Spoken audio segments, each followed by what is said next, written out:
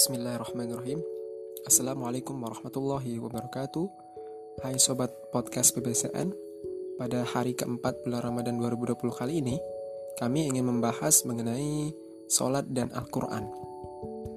Teman-teman semua pasti sering mendengar bahwa ilmuwan muslim sangat berpengaruh bagi perkembangan teknologi dan ilmu pengetahuan di dunia.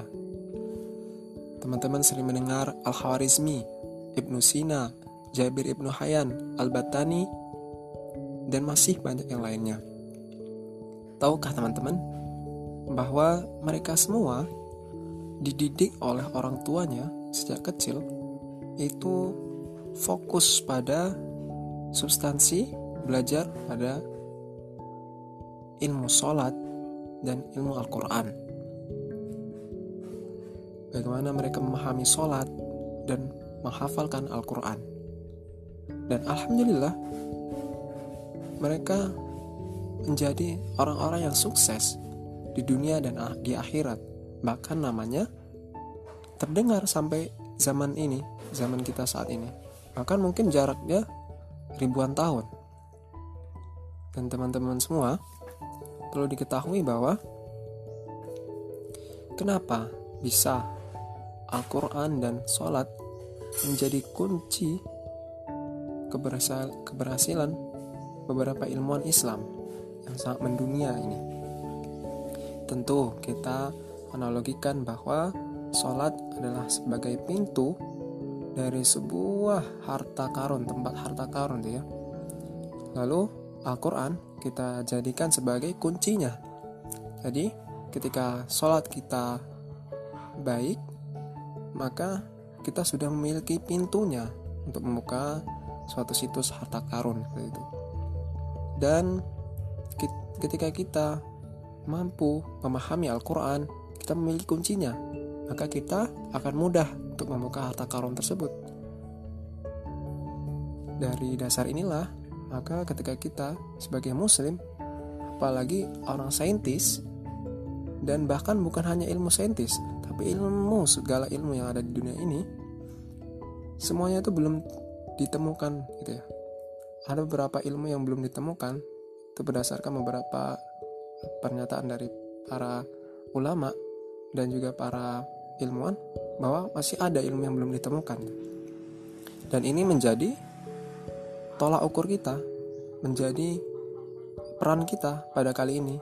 Maukah kita sebagai orang muslim, sebagai orang mukmin, untuk membantu para ilmuwan terdahulu, untuk memberikan mereka rasa senang gitu, bahwa ternyata cucu dan cicitnya bisa menjadi seperti mereka karena mengikuti jejak-jejak mereka. Kita perlu belajar dari sejarah. Mereka sangatlah menginspirasi bagi kita kali ini. Dan sebagai seorang muslim, kita harus memegang erat sholat dan membaca Al-Quran. Selain sebagai tiang agama, ternyata sholat dan membaca Al-Quran itu sangat penting bagi kehidupan kita sehari-hari itu ya. Sholat adalah dalam arti bahasa yaitu berdoa, yang arti sesungguhnya bahwa di mana kondisi terdekat kita ada dalam satu gerakan substansi sholat ini ya, sehingga kita nanti akan merasa lebih dekat oleh Allah Subhanahu wa taala, merasa dekat dengan Allah Subhanahu wa taala, sehingga kita bisa mengeluarkan segala keinginan kita, memohonkan doa kepada Allah Subhanahu wa taala agar mengabulkan doa kita gitu. Dan Al-Quran sebagai pedoman hidup, tentu kita diciptakan di dunia ini ya untuk apa coba? Untuk beribadah kepada Allah Subhanahu wa taala ya, beribadah kepada Allah Subhanahu wa taala dengan sebenar-benarnya takwa gitu. Dan kita diperintahkan untuk menjaga sholat 5 waktu. Tentu teman-teman sering mendengar kisah bahwa dahulu sholat itu sebelum menjadi 5 waktu itu 50 waktu. Jadi bayangkan teman-teman, setiap 1 jam atau setiap beberapa waktu kita sholat. Jadi serasa hidup kita kurang untuk melakukan kegiatan yang lainnya. Dan alhamdulillah Allah takdirkan sholat itu 5 waktu. Dan itu jaraknya pun sangat jauh, dan kita bisa mengerjakan suatu hal yang baik. Mungkin hanya ini yang bisa saya sampaikan kepada teman-teman semua. Sebagai seorang muslim, kita harus memegang erat 2 kaidah ibadah ini gitu ya, sholat dan Al-Quran. Katanya mau ingin menjadi imam yang baik buat keluarganya gitu ya. Zaman ini ya,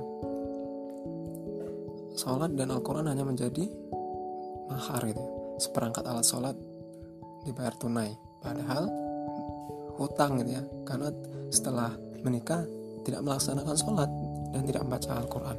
Itu sungguh memalukan. Terima kasih atas perhatian teman-teman. Terima kasih atas kesempatan teman-teman meluangkan waktunya untuk mendengarkan podcast dari PBZN. Kami menerima request, komentar, dan saran dari teman-teman buat kemajuan dari podcast PBZN. Terima kasih. Wassalamualaikum warahmatullahi wabarakatuh.